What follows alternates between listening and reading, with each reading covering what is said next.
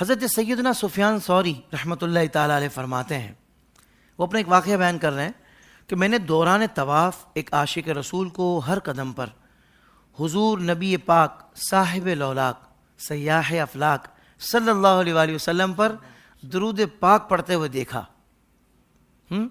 تو پوچھا، بھائی سبحان اللہ لا الہ الا اللہ کے بجائے صرف درود پاک پڑھنے میں کیا راز ہے؟ آج بھی لوگ کہتے ہیں نا، آپ درود پاک پڑھ رہے ہیں، آپ ذکر نہیں کر رہے، حمد نہیں پڑھ رہے، اللہ کی کبریائی بیان نہیں کر رہے۔ کاش ان کو پتہ ہوتا کہ محبوب خدا کا ذکر بھی خدا کا ذکر ہے۔ کاش اس بات کا ان کو احساس ہوتا، کیونکہ جب بندہ اللہ کی حمد بیان کرتا ہے تو کیا ذکر کرتا ہے؟ مولا تو نے یہ نعمتیں بنائی، واہ مولا تیری شان، تو نے یہ نعمتیں بنائی۔ اور بھائی سب نعمتوں میں سب سے بڑی نعمت جو اللہ تعالیٰ نے ہمیں عطا فرمائی وہ ذات مصطفیٰ ہی تو ہے۔ تو سب سے بڑی نعمت کا ذکر کرنا یہ اللہ کی حمد نہیں ہے تو پھر حمد کسے کہتے ہیں؟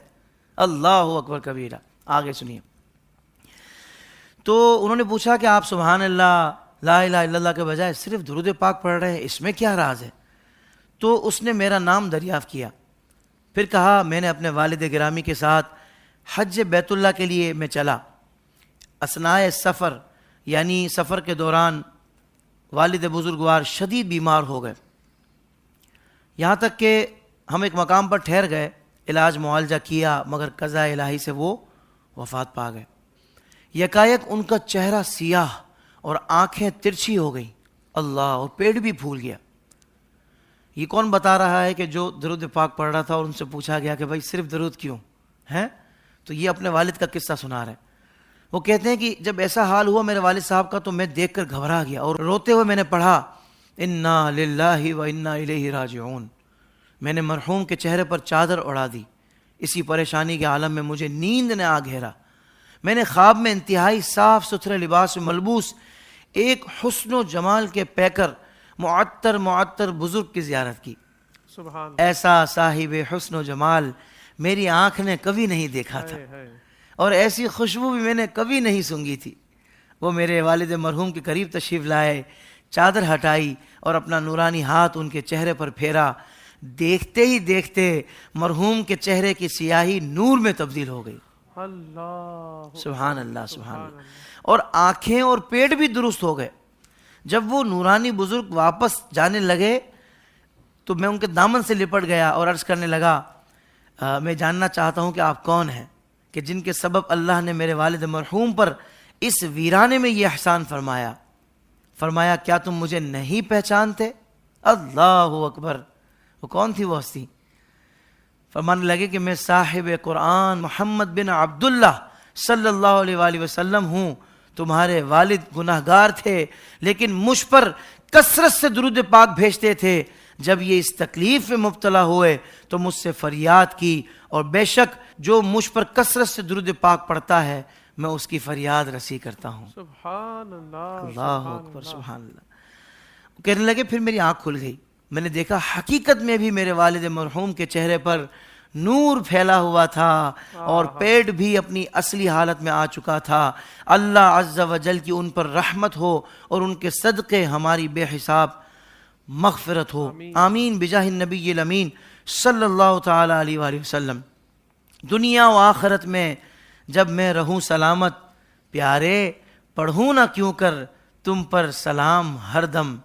للہ اب ہماری فریاد کو پہنچیے، بے حد ہے حال اب تر تم پر سلام ہر دم۔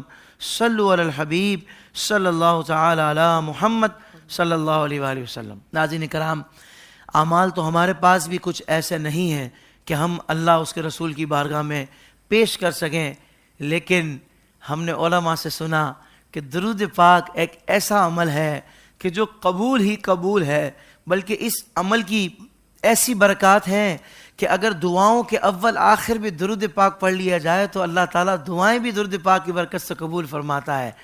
تو آئیے نا ہم نیت کرتے ہیں، سارے نیت کریں نا کہ انشاءاللہ اب تسبیح ہاتھ میں رہے گی۔